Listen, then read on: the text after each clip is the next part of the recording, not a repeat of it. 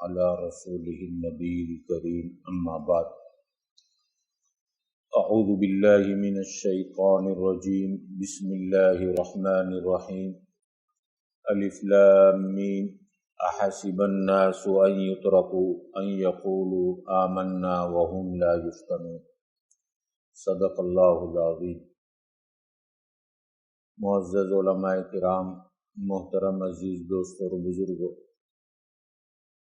گزشتہ چند دنوں سے ہمارا یہ مضمون چل رہا ہے کہ یہ دنیا امتحان کی جگہ ہے۔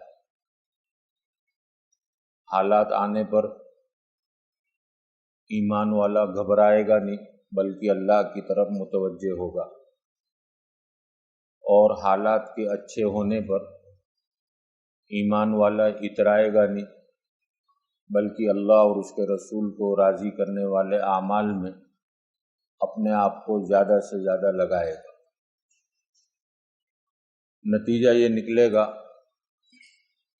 کہ اللہ اس کی خوشیوں کو دگنی کرتے چلے جائیں گے اور ترقیوں کے منازل آسانی کے ساتھ طے ہو جائیں گے، اور اگر حالات بگڑے، مایوسی آئی تو یہ مایوسی، یہ نا امیدی کبھی کبھی کفر سے ملا دیتی ہے اور بندہ اللہ سے دور ہوتا چلا جاتا ہے، اور جتنا بندہ اللہ سے دور ہوگا اتنی ہی منزلیں کٹھن سے کٹھن ہوتی چلی جائے گی۔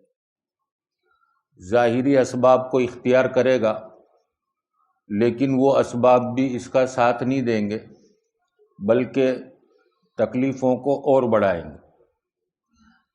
حالات آئے مالی لائن سے، اور ایمان والے نے یہ سوچا کہ میں سودی معاملہ کر لوں، کسی سے سود سے رقم حاصل کر لوں، اور اس سود کی رقم کو لے کر ترقی کی منزلوں کو طے کر کر اپنے قرض کے بوجھ کو ہلکا کروں، لیکن وہ قرض والا بوجھ ہلکا ہونے کے بجائے اور زیادہ بڑھتا چلا جائے گا۔ کیوں؟ حق تبارک و تعالیٰ نے قرآن کریم میں یہ سودی لین دین کی بڑی سخت مذمت بیان فرمائی، اور یہاں تک کہہ دیا کہ جو سودی معاملہ کرتا ہے وہ اللہ اور اس کے رسول کے ساتھ جنگ کا اعلان کرتا ہے۔ بھلا اللہ کے ساتھ کون جنگ کر سکتا ہے؟ اس کے رسول کے ساتھ کون جنگ کر سکتا ہے؟ اور علماء نے اس کے ذیل میں لکھا کہ سودی کاروبار خود تو ڈوبتا ہے، لیکن ساتھ میں جو سرمایہ، جو پونجی، جو موڑی لگائی، اس کو بھی ساتھ میں کھینچ کر لے جاتا ہے۔ یہ ہے اس کی نحوست۔ اور سود کھانے والے کو کہا کہ تیرا دل اتنا سخت ہو جائے گا کہ اب تو کسی کی تکلیف کو اور کسی کی مجبوری کو تو سمجھے گا نہیں، بلکہ تیری زبان اکڑ میں وہ الفاظ بلوائے گی جیسا کہ ہم سنتے چلے آ رہے ہیں کہ مجھے تو میرا پیسہ چاہیے، چاہے تو تیری ماں اور بہن کا سودا کر لے، یہ طرح کے الفاظ۔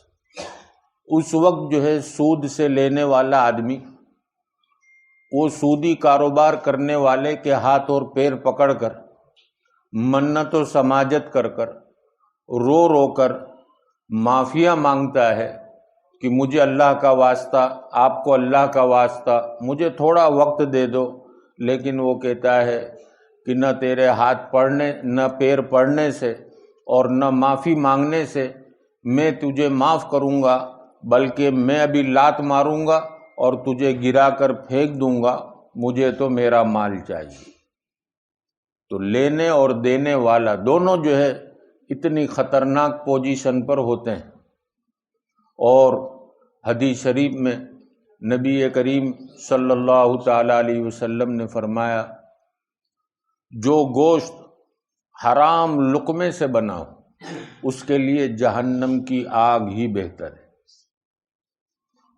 اب دنیا کی کٹھنائی تو اس کے سامنے کوئی حیثیت نہیں رکھتی۔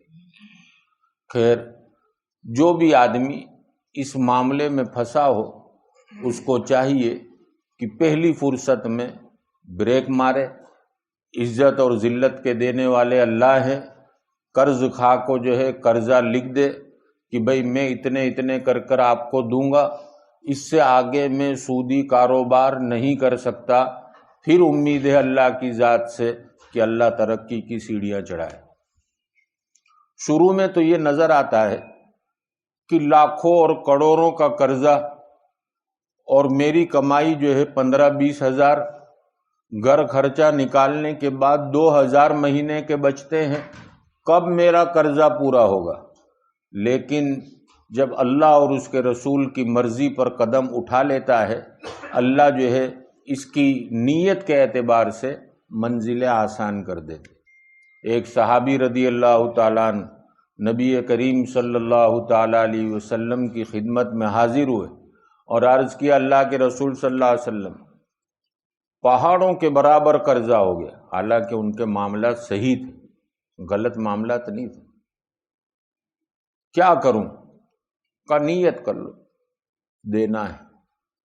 اور ایک دعا بتلائی، اللہم انی اعوذ بک من الہم والحزن واعوذ بک من العجز والکسل واعوذ بک من البخل والجبن واعوذ بک من غلبۃ الدین وقہر الرجال کا ہر نماز کے بعد یہ 3 مرتبہ پڑھا کرو۔ یا جو ہے علماء کرام نے اور جو ہے صوفیاء اعظام نے یہ جو ہے عمل بتلایا کہ ہر نماز کے بعد، یا کسی نے بتلایا فجر اور شام کو یہ پڑھ لیا کرو۔ خیر، وہ صحابی رضی اللہ تعالیٰ عنہ کو یہ دعا بتلانے کے بعد نبی کریم صلی اللہ علیہ وسلم نے فرمایا، اللہ تیرا قرضہ ادا کر دے گا، چاہے تیرا قرضہ احد کے پہاڑ کے برابر کیوں نہ ہو۔ وہ فرماتے ہیں کہ ظاہری اسباب تو کچھ نہیں تھے، لیکن پیارے آقا کی زبان پر یقین تھا کہ میرے نبی کی زبان مبارک سے جو جملہ نکلا کبھی غلط نہیں ہو سکتا۔ دنیا ادھر کی ادھر ہو سکتی لیکن میرے آقا کا جملہ ادھر سے ادھر نہیں ہو سکتا۔ کچھ ہی وقت گزرا، اللہ نے سارا قرض ادا کروا دیا۔ تو جب مومن سچی اور پکی نیت کرتا ہے قرض کی ادائیگی کی، اور اپنی بچت میں سے چاہے 500 روپے بچے، وہ نیت سے نکالتا ہے کہ اس سے میں اپنا قرض ادا کروں گا، حق تبارک و تعالی اس کی اس نیت کو دیکھتے ہوئے اتنے راستے جو ہے رحمت کے کھول دیتے ہیں کہ مہینوں میں وہ قرض ادا ہو جاتا ہے جو سالوں میں ادا ہونا مشکل تھا۔ تو بندے کو کہا، تو ہمت کر، قدم اٹھا، پھر ہماری مدد ساتھ، تو نفس اور شیطان کے بہکاوے میں مت۔ حضرت شیخ فرید الدین عطار رحمۃ اللہ علیہ فریاد کر رہے، بادشاہ جرم مارا درگزار، اتنے بڑے اللہ والے، وہ کہتے ہیں اللہ بہت گنہگار ہوں، ماں گنہگار موتو آمر زگار، ہم تو گنہگار ہیں اور آپ کی ذات ہے بخشنے والی۔ تو نے تو ہمیشہ ہمارے لیے اچھائی والا معاملہ کیا، لیکن ہم جو ہے برائی کا ارتکاب کرتے رہے، تجھے ناراض کرتے رہے، تیری نعمتیں کھا کر تیری ناشکری کرتے رہے، اور نا امید از رحمتت شیطان بود۔ نفس اور شیطان نے ہمارا راستہ لوٹ لیا، جیسے ایک ڈاکو کسی کے مال کو لوٹ لیتا ہے، اسی طریقے سے نفس اور شیطان نے ہدایت والے راستہ جو ہمارا تھا اس کو لوٹ لیا، اور ہماری نگاہوں کو ادھر اور ادھر جو ہے پھرائی کہ یہاں تیرے لیے جو ہے کچھ نظر آ رہا ہے، یہاں کچھ نظر آ رہا ہے، نظر سیدھے راستے سے ہٹا کر ادھر ادھر ڈلوا دی۔ اور تیری رحمت سے نا امید تو صرف شیطان ہوتا ہے، ہم کو ادھر ادھر دیکھنے کی ضرورت ہی نہیں تھی۔ ادھر ادھر تو وہ دیکھتا ہے جس کی تیرے خزانے پر نظر نہ ہو، جس کی تیرے خزانے پر نظر، وہ ادھر ادھر کیوں دیکھے؟ چونکہ تو خود فرمود لا تقنطوا من رحمت اللہ، چونکہ تو نے خود اپنے کلام میں فرمایا میری رحمت سے نا امید نہ ہو. ڈاکٹروں نے ہتھیار ڈال دیے کہ یہ بیماری سے کبھی شفا نہیں ہوگی. میرے بندے کو چاہیے کہ میرے اوپر نظر رکھے، میں پل بھر میں شفا دے دوں گا. کاروباری لائن سے جو ہے ختم ہو چکا، دنیا والوں نے کہہ دیا کہ تیری لائن ختم، تیرا کاروبار اب چلنے والا نہیں، حریفائی کرنے والے لوگ میدان میں آ گئے. لیکن مومن کہے مجھے پالنے والا، مجھے روزی دینے والا اللہ ہے. اب یہ اللہ اندر اترا کہ نہیں اترا کیسے پتا چلے؟ میری زبان تو بول رہی ہے، حفاظت کرنے والے اللہ ہیں، بچانے والے اللہ ہیں، میری زبان بول رہی ہے، لیکن یہ اوپر کے بول ہے کہ اندر کے، کیسے پتا چلے؟ ایک اللہ والے نے اس کی بڑی اچھی مثال بیان کی کہ بھئی ہوائی جہاز میں تم سفر کر رہے ہو اور کپتان نے اعلان کر دیا کہ اب تھوڑے ہی وقت میں ہمارا جہاز کرش ہونے والا ہے، ٹوٹنے والا ہے، اور ہم سب کے سب اب اس دنیا کو چھوڑنے والے ہیں، ہمارا وقت قریب آ چکا، سب اپنے اپنے رب کو پکار لیں اور اپنی آخری تمنا پوری کر لیں. اس وقت اگر اندر سے دل کہے کہ یہ تو کیپٹن کے الفاظ ہیں، بچانے والے تو اللہ ہیں، اس وقت اطمینان سے بیٹھ کر کہے اے میرے رب تو مجھے بچا، پتا چلا کہ یہ اندر اترا ہوا ہے، اللہ اندر اترا ہوا ہے. ورنہ اکثر دیکھا گیا کہ جب اعلان ہوا ہوائی جہاز میں، لوگ جو ہے ادھر سے ادھر رو رہے ہیں، کوئی چیخ رہا ہے، کوئی چلا رہا ہے کہ ہائے میری اولاد، کوئی کہہ رہا ہے میری بیوی، کوئی کہہ رہا ہے میرا شوہر، کوئی کہہ رہا ہے میری اولاد. عجیب عجیب آواز اندر آتی ہے. اور جیسے ہی اندر سے اعلان کیا جاتا ہے کہ اب ہمارا جہاز خطرے سے نکل گیا اور ہم جو ہے اب اطمینان کے ساتھ لینڈنگ کرنے والے ہیں، اس وقت پھر جو ہے نیچے اتر کر غصہ کہ تمہارے جہاز کی یہ ٹیکنیکلی بگاڑ، ہماری جانیں خطرے میں تھی. بھئی اوپر تو بالکل نرم بلی بن گئے تھے، ابھی تو پتہ چلا کہ یہ منہ کے الفاظ. گھر پہنچے، افطاری کا وقت ہے، اور بیوی نے روتے ہوئے کہا کہ دیکھو آج تو ہمارے دسترخوان پر بہت کم نعمتیں ہیں، آج بچوں کو ہم کیا جواب دیں گے؟ اگر اندر اللہ کا نام اترا ہوا ہے، شوہر کہے گا کہ بٹھاؤ بچوں کو، اور بچے جب بیٹھ گئے، شوہر کہتا ہے میرے پیارے بچوں آج صبر کر لوگے، جنت میں اس سے بہتر نعمت اللہ تم کو کھلائے گا. اور پیارے بیٹے یہاں کے کیلے میں، یہاں کے سفرجن میں اور یہاں کی ویرائٹیوں میں اگر بار بار وہ کھائی جائے تو من سے اتر جاتی ہے، اس کا مزہ جو ہے پھر اچھا نہیں لگتا. پیارے بچوں جنت میں اللہ ایک ہی نعمت بار بار کھلائیں گے اور ہر بار اس کا ٹیسٹ بڑھتا چلا جائے گا. اب بتاؤ وہ نعمت چاہیے یا یہاں چاہیے؟ عید کا زمانہ قریب ہے، لاک ڈاؤن کی پریشانیاں، کرفیو، کاروبار بند. بیوی کہہ رہی ہے کہ بچوں کے کپڑوں کا کیا کریں گے؟ ہماری شادی کو آج 15 سال ہو گئے، پہلا سال کپڑے کے بغیر ہم کیسے رہیں گے؟ اپنی بیوی کو تسلی دلائے کہ دنیا کے کپڑے جو پھٹ کر پرانے ہوتے ہیں، اس کے اندر سے بدبو آتی ہے اگر اس کو دھویا نہ جائے. اللہ جنت میں جو جوڑے پہنائیں گے، ہر جوڑے کا رنگ پل پل میں جو ہے الگ الگ ہوتا چلا جائے گا، اور اس میں سے خوشبوئیں عجیب عجیب آتی چلی جائے گی. ہم کو اللہ نے آخرت کے لیے پیدا کیا، ہم دنیا کے لیے پیدا نہیں ہوئے کہ یہاں کی چیزوں کو حاصل کر کر ہم خوش ہو جائیں کہ میں گاڑیوں کا مالک بن گیا، میں بنگلے کا مالک ہو گیا. جتنی بھی جو ہے دنیا میں ترقی کرتے چلے جاؤ، یہ من کبھی بھرنے والا نہیں، یہ لالچی ہے دل. جیسے حضرت شیخ نے لکھا کہ اگر ایک سونے کا جو ہے جنگل دے دیا جائے تو تمنا کرے گا کہ بس اللہ دوسرا مل جائے، سب بیٹوں کا بھی ہو جائے گا ایڈجسٹمنٹ، پھر کچھ نہیں مانگوں گا. دوسرا بھی آ گیا تو تیسرے کی تمنا کرے گا. دنیا بھی اسی طرح سے کہ اتنا کر لوں میرے بچوں کی بیلنس ہو جائے، یہ ہو جائے، وہ ہو جائے، اپنی ذمہ داری پر لے لیتا ہے. تو اللہ کہتے جاؤ تیری ذمہ داری تو جانے اور تیرا کام جانے، اب مجھے مت آواز دینا. لیکن دیکھتے ہیں یہ دنیا کی ضرورتیں کبھی ختم نہیں ہوتی۔ بچہ ہمارے یہاں پیدا ہوا، ہم کیا کہتے ہیں، بس جناب اس کو اچھی اسکول میں پڑھا لوں، اچھا مدرسے کی تعلیم دے دوں، بس پھر اللہ مجھے اٹھا لے گا، کوئی حرج نہیں۔ پھر تھوڑا بڑا ہوا تو کہا اب اس کا کاروبار ابھی سے سیٹ کر دوں تاکہ میرے بچے کو میرے بعد تکلیف نہ ہو، پھر نیا مشن شروع ہوا، یہاں تک کہ بچہ قریب البلوغ ہو گیا۔ اب باپ کہتا ہے بس بچے کی شادی دیکھ لوں، پھر اللہ اٹھا لے۔ شادی ہو گئی، پھر کہتا ہے بس ایک پوتا یا پوتری آ جاوے، اس کے بعد اللہ اٹھا لے۔ پوترا آ گیا، پوتری آ گئی، اس کے بعد کہتا ہے چلو ان کو جو ہے تھوڑا بڑا کر لوں، ان کی تربیت کر لوں، وہاں تک اللہ میری عمر بڑھا دے۔ جب یہ تھوڑے بڑے ہوئے تو کہتا ہے ان کی شادی دیکھ لوں۔ پتہ نہیں، یہ چلتا ہی رہتا ہے، کبھی ختم نہیں ہوتا۔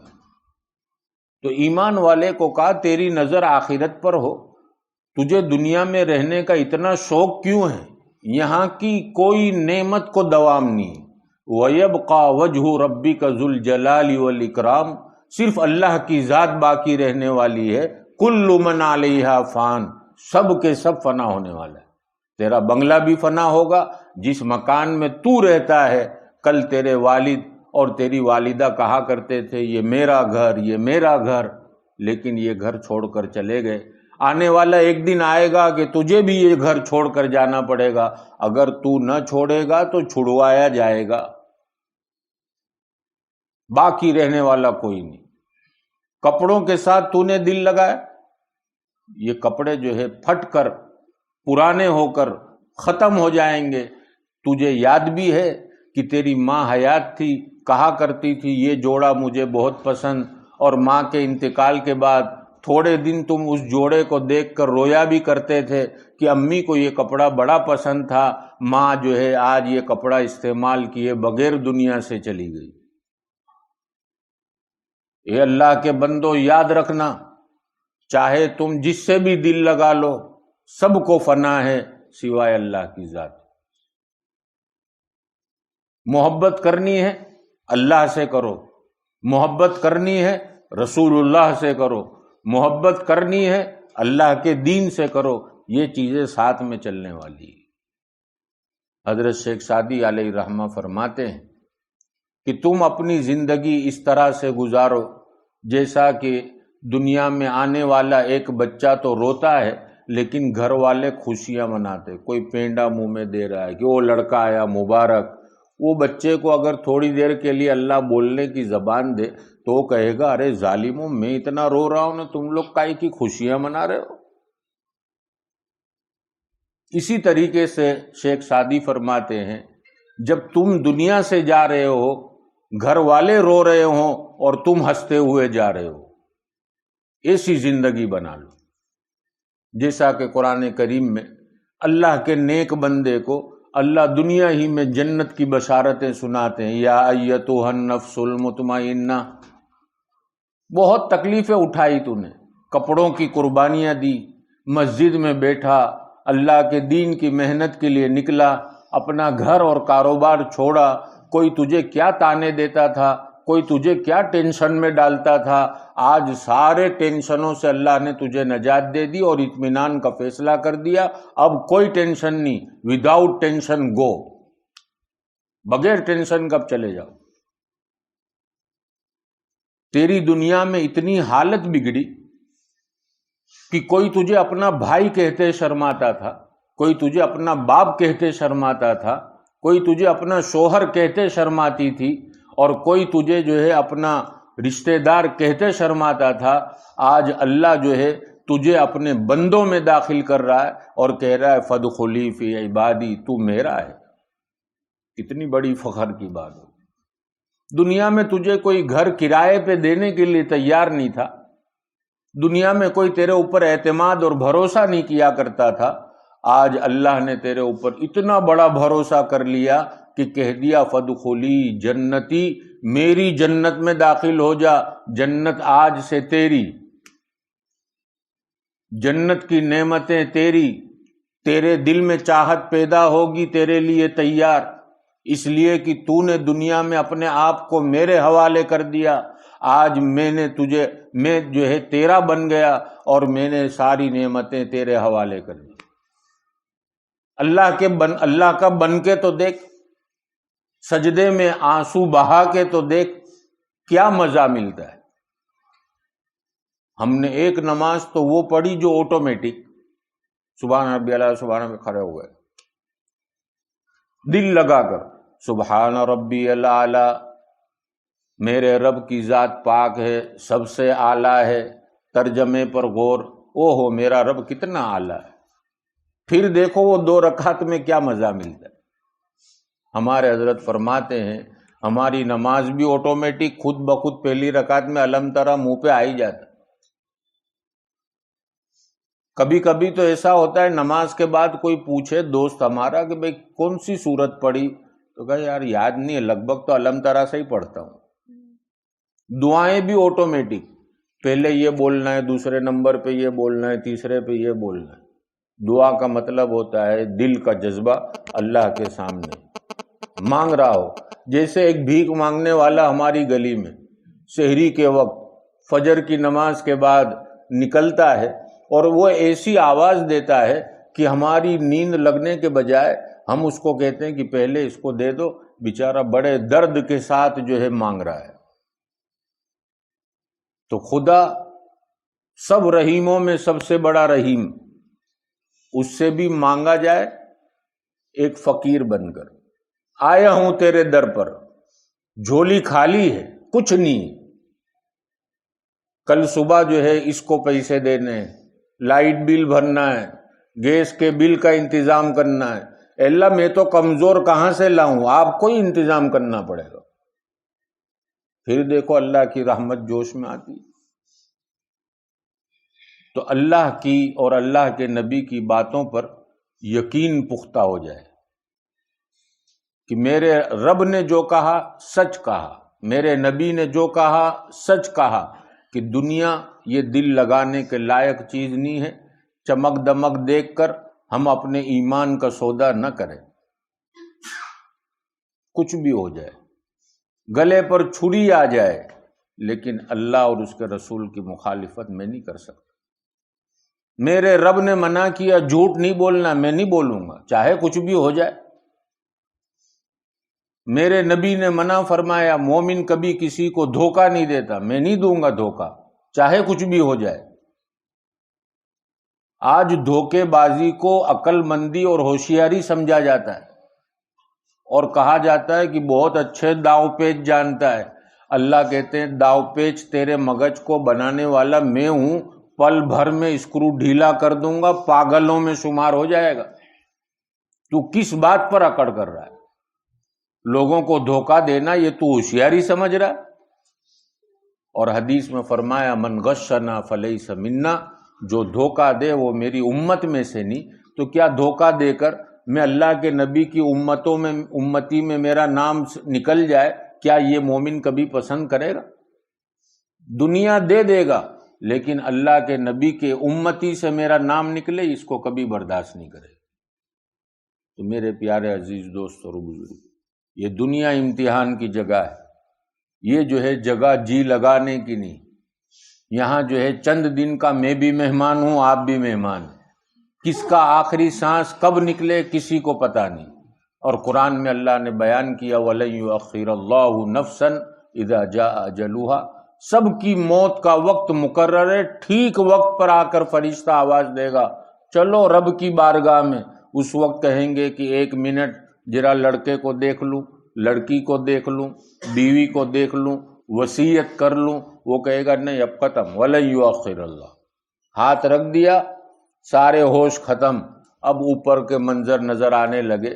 اگر جو ہے نیکیاں کی ہے تو جنت کا منظر جو میں نے شروع میں کہا یا ایتھا النفس المطمئنہ ارجعی الی ربک راضیۃ مرضیہ، وہ سارا منظر ہوگا۔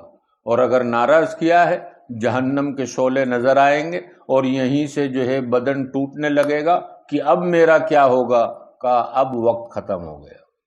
وقت ملا تھا 40 سال کی عمر، 60 سال کی عمر، یہ وقت ملا تھا اسی لیے دیا تھا کہ سچی پکی توبہ کر لو، میرے بن جاؤ، اور میرے بننے کے بعد دنیا کی زندگی تو تھوڑی مدت ختم ہوگی، ہمیشہ تو میرے پاس رہنا ہے۔ یہاں کی تیاری کر کر آئے ہوتے تو میں تم کو جو ہے آج نواز دیتا، لیکن تم نے تو دنیا والوں کو راضی کیا کہ میرا بھائی ناراض نہ ہو چاہے اللہ ناراض ہو جائے، شادی میں جو ہے گھر والے ناراض نہ ہو چاہے اللہ ناراض ہو جائے، اللہ کا نبی ناراض ہو جائے، کوئی پرواہ نہیں کی۔ اب تم کو ایسا ناراض کیا جائے گا کہ کبھی بھی تمہارا دل بہلانے والا کوئی نہیں ہو۔ قبر کے گڑھے میں تنے تنہا پڑے ہوگے، نہ بیوی آئے گی، نہ بچے آئیں گے، نہ کوئی آئے گا، ہم کو جو ہے سزا بھگتنی پڑے گی۔ لہٰذا اپنی اپنی قبروں کی تیاری یہ دنیا میں رہ کر کرنی ہے۔ قبر کا ترجمہ کیا علماء نے وہ انشاءاللہ آئندہ کل یاد رہا تو عرض کروں گا۔ وہ ایک واقعہ بھی پچھلے جو ہے اصحاب اخدود کا رہ گیا ہے، وہ بھی جو ہے عرض کرنا تھا، کچھ ساتھیوں نے آج یاد بھی دلایا، لیکن یہ بات جو ہے یہاں تک ہوتے ہوتے پھر سے جو ہے وقت ہو گیا۔ حق تبارک و تعالی مجھے ہم سب کو اس پر عمل کرنے کی توفیق عطا فرمائے۔ امیر صاحب کہاں ہیں؟ دعا کرا دیں۔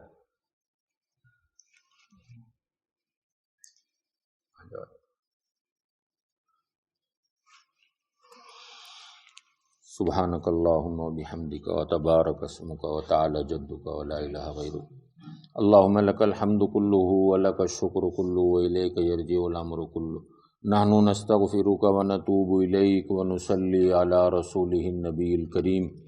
اے اللہ ہم سب کے گناہوں کو معاف فرما دیجئے، ہمارے قصور اور کوتاہیوں کو درگزر فرما دیجئے، آپ کی مرضیات پر زیادہ سے زیادہ چلا کر آپ کی نامرضیات سے ہماری پوری حفاظت فرما لیجئے۔ پیارے آقا محمد الرسول اللہ صلی اللہ تعالی علیہ وسلم کے طریقوں کی محبت اور غیروں کے طریقوں کی نفرت ہمارے اہل و عیال کے دلوں میں اتار دیجئے۔ دوام ذکر اور دوام طاعت کی توفیق نصیب فرما دیجئے، پریشان حالوں کی پریشانیوں کو دور فرما دیجئے۔ مولا کریم کمزور ہیں، آزمائش اور امتحان کے لائق نہیں ہیں، بغیر امتحان اور آزمائش کے ہم کو کامیابی عطا فرما دیجئے۔ ہمارے اہل و عیال کو، ہمارے اہل و عیال کے، ہمارے رشتہ داروں کے، ہم سب کے دلی تعلق کو اپنے ساتھ جوڑ لیجئے۔ مولا کریم مخلوق کے حوالے نہ کریے۔ مولا کریم مخلوق نے ہمارے ساتھ جو سلوک کیا ہے، مولا کریم ہمارا دل جانتا ہے۔ کسی نے راتوں کی نیندیں خراب کی ہے اور کسی نے ستایا ہے، کسی نے تہمتیں باندھی ہے، مولا کریم کسی نے ہمارے ہاتھ سے لقمہ چھینا ہے، کسی نے ہمارے ہاتھوں سے گاڑیاں چھینی۔ مولا کریم ہمارے دل ٹوٹے ہوئے ہیں، مولا کریم مخلوق کے حوالے نہ فرمائیے، اپنا رحمت والا معاملہ ہمارے ساتھ فرما دیجئے۔ مولا کریم آپ کی رحمت کا ایک قطرہ اگر ہمارے دل پر برس جائے، ہمارے دلوں کو سکون مل جائے گا، ہماری طبیعتوں میں بشاشت آ جائے گی۔ مولا کریم آپ کو آپ کی رحیمی شان کا واسطہ، آپ کو آپ کی کریمی شان کا واسطہ، ہم ان الفاظ سے توبہ کرتے ہیں جن الفاظ سے حضرت آدم علیہ نبینا وعلیہ الصلاۃ والسلام نے توبہ کی۔ ربنا ظلمنا انفسنا وإن لم تغفر لنا وترحمنا لنكونن من الخاسرین۔ ربنا ظلمنا انفسنا وإن لم تغفر لنا وترحمنا لنكونن من الخاسرین۔ ربنا ظلمنا انفسنا وإن لم تغفر لنا وترحمنا لنكونن من الخاسرین۔ مولا کریم سچی اور پکی توبہ کی غرض سے ہاتھ اٹھائے ہوئے ہیں، مولا کریم اپنے پچھلے گناہوں پر شرمندہ ہے، مولا کریم بڑے پاپی اور بڑے مجرم ہیں۔ مولا کریم اگر دنیا کی عدالت میں پیش کر دیا جائے تو دنیا کی عدالتیں ہم کو معاف نہ کریں اور ایسی سزا دے کہ رہتی دنیا تک لوگ ہمارے سے عبرت حاصل کرے۔ عدالت یہ فیصلہ کرے کہ اس کی آنکھ نکالی جائے، اس کے کان کاٹے جائیں، اس کے بدن کا ایک ایک عضو کاٹا جائے۔ مولا کریم اگر اتنی ساری سزاؤں کے بعد بھی مولا کریم ہمارا بیڑا پار نہیں ہو سکتا۔ آپ تو کریموں میں سب سے بڑے کریم ہیں، رحیموں میں سب سے بڑے رحیم ہیں، آپ ہی ہم جیسے مجرموں کو معاف کر سکتے ہیں۔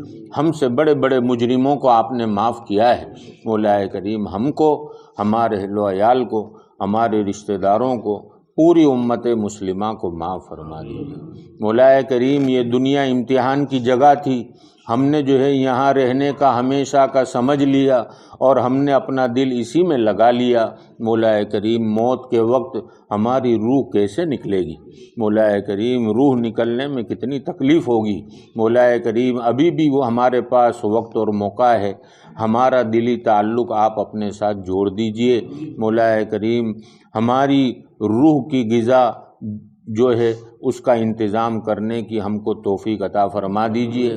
ذکر و اذکار کا اہتمام، کلام پاک کی تلاوت کا اہتمام، نوافلوں کا اہتمام، فرائضوں کا اہتمام، رات کے آخری حصے میں اٹھ کر آپ سے مانگنے کا اہتمام ہم کو، ہمارے اہل و عیال کو نصیب فرما دیجیے۔ مولا کریم دنیا سے جانے والے دنیا سے گئے، ہم کو یہ بتلا کر گئے کہ دیکھو میں بھی خالی ہاتھ جا رہا ہوں، آیا تھا بغیر کپڑے کے اور کفن کے ساتھ جا رہا ہوں۔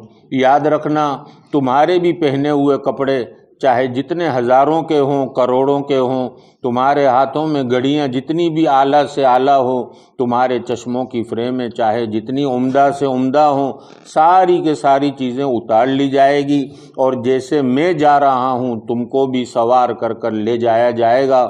تمہارا من چاہے یا نہ چاہے قبر کے گڑھے میں اتارا جائے گا۔ دنیا میں تو نرم بستر کے بغیر تم کو نیند نہیں آتی تھی، تکیے کے بغیر نیند نہیں آتی تھی، اب تم کو جو ہے قبر کی مٹی میں ڈال دیا جائے گا۔ اب تم یہاں آواز دو گے، او پیارے بیٹے نیچے جو ہے پتھر چوب رہا ہے، مجھے کوئی ٹیکا دے دو، لیکن نہ اولاد آئے گی نہ کوئی گھر والا آئے گا، تنہا تم کو سونا پڑے گا۔ مولا کریم موت سے پہلے موت کی تیاری کی توفیق عطا فرما دیجئے۔ ہماری قبروں کو جنت کے باغوں میں سے ایک باغ بنا دیجئے، جہنم سے ہماری حفاظت فرما لیجئے، پل صراط پر سے بجلی کی طرح گزارنے کا فیصلہ فرما دیجئے۔ پیارے آقا صلی اللہ تعالی علیہ وسلم کی سفارش ہمارے اہل و عیال کے حق میں قبول فرما کر حوض کوثر کا پانی پیارے آقا کے دست مبارک سے نصیب فرما دیجیے۔ جنت الفردوس میں داخلہ نصیب فرما دیجیے۔ مولا کریم دنیا کی تکلیفیں جو چل رہی ہیں مولا کریم عافیت کے ساتھ اس کو ختم فرما دیجیے۔ پوری انسانیت آج اس بیماری کے ڈر اور خوف میں جی رہی ہے، مولا کریم ساری انسانیت کو اس سے نجات عطا فرمائیے۔ آپ اپنی طاقت اور قدرت کا پرچم بتلا دیجیے، اور آپ پل بھر میں اس کو ختم کرنے کی طاقت رکھتے ہیں، پوری انسانیت کو بتا دیجیے۔ مولا کریم اب انسانیت ڈھل چکی ہے، سب کے سب آپ کے سامنے ہاتھ جوڑ چکے ہیں، مولا کریم اب انسانیت پر رحم فرما دیجیے اور ہلاکت کا فیصلہ واپس اٹھا لیجیے۔ مولا کریم ہماری دنیا اور آخرت بنا دیجیے۔ ہمارے جو دوست اور احباب جنہوں نے دعا کے لیے کہا لکھا، جن کا ہم پر حق ہے، سب کی جائز اور نیک تمنائیں پوری فرما دیجیے۔ ہمارے مناب بھائی بادشاہ، ان کی اہلیہ محترمہ جو بیمار ہیں، مولا کریم ان کو اپنے خزانے سے شفا عطا فرما دیجیے۔ اور بھی دوست اور احباب جنہوں نے نام کے ساتھ دعا کے لیے کہا، مولا کریم سب کے ساتھ عافیت کا معاملہ فرما دیجیے۔ مولا کریم ہم سب کو حرمین شریفین کی بار بار مقبول حاضری نصیب فرما دیجیے۔ امت مسلمہ مرحومہ کی مغفرت فرما کر جنت الفردوس میں اعلیٰ مقام نصیب فرما دیجیے۔ پیچھے رہ جانے والوں کو صبر جمیل کے ساتھ ساتھ پڑھ کر بخشنے کی توفیق عطا فرما دیجیے۔ مولا کریم جو مانگا وہ بھی عطا فرما دیجیے، جو رہ گیا وہ بھی عطا فرما دیجیے، اپنی شان عطا فرما دیجیے۔ مولا کریم ہماری دلوں کی ایک ایک تمنا کو آپ بخوبی جانتے ہیں۔ مولا کریم ہماری اس آن لائن مجلس کے ذریعے سے جتنے لوگ شریک ہیں سب کی جائز اور نیک تمنائیں پوری فرما دیجیے۔ اللہم صلی علی محمد النبی الامی وعلی آلہ وسلم تسلیما۔ سبحان ربک رب العزت عما یصفون وسلام علی المرسلین۔